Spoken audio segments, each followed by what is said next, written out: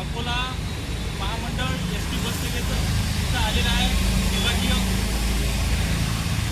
या कार्यालयामध्ये आम्ही आलेगाव उंबरवाडी ही जी अकोला ते आलेगाव बस आहे ती पूर्ववत सुरू करण्याची आम्ही प्रशासनाला पत्राद्वारे विनंती केलेली आहे। तसेच ही बस सेवा उंबरवाडीपर्यंत सुद्धा सुरू करण्यात यावी, कारण की त्या परिसरातले विद्यार्थी हे आलेगाव येथे नूतन विद्यालयामध्ये शिक्षणासाठी येत असतात।